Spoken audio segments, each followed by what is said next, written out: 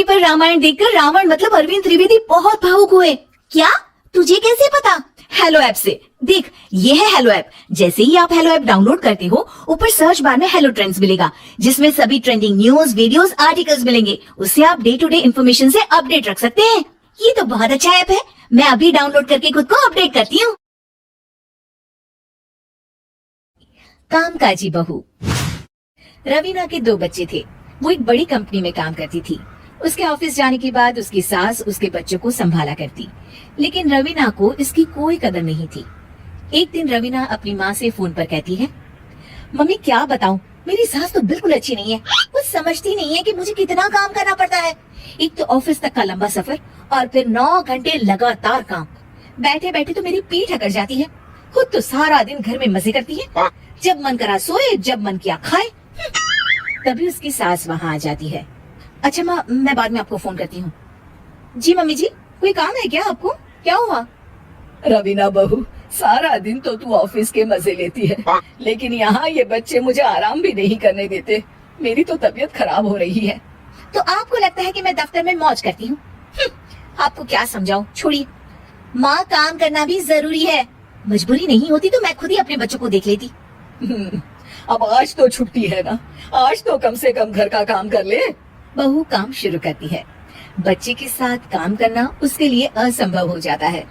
वो जाकर बच्चा सास को देती है और कहती है, मम्मी जी जरा बच्चा तो पकड़ लीजिए, मैं घर का काम कैसे करूं?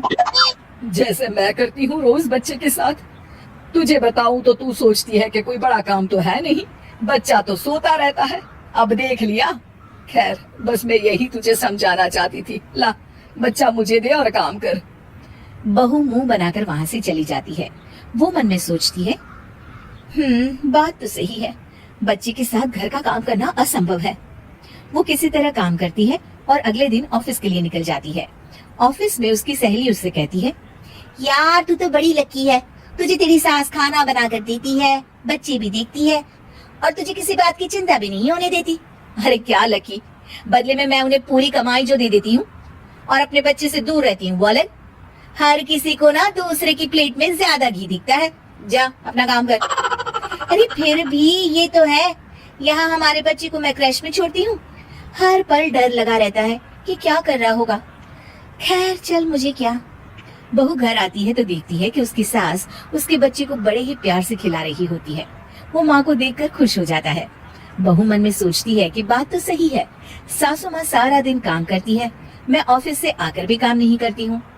वो सास के पास जाती है और कहती है, माँ जी थक गई आप?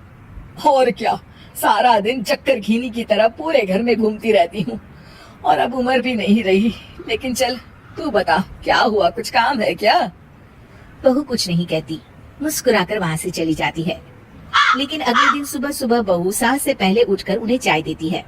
अरे आज सूरज कहाँ से उगा है, तू पहले उठ गई। चल अच्छा किया, मरने से पहले तेरे हाथ की चाय तो पी ली। चलो अब चलकर किचन में लगूं। माँ जी, आपको आज से काम करने की जरूरत नहीं है। काम करने की जरूरत नहीं है मतलब? क्या तू करेगी आज से सारा काम? इतने अच्छे तो हमारे नसीब नहीं है भाई। नहीं माँ जी, मैं नहीं करूँगी, ना ही आप करेंगी, बल्कि ये करेगी। तभी वहाँ एक काम वाली बाई आ जाती है। ये कौन है बहू? माँ जी, ये नौकरानी है और आज से सारा काम यही करेगी। मुझे माफ कर दीजिए माँ जी, मैं नहीं समझ पाई कि आप थक जाती हैं।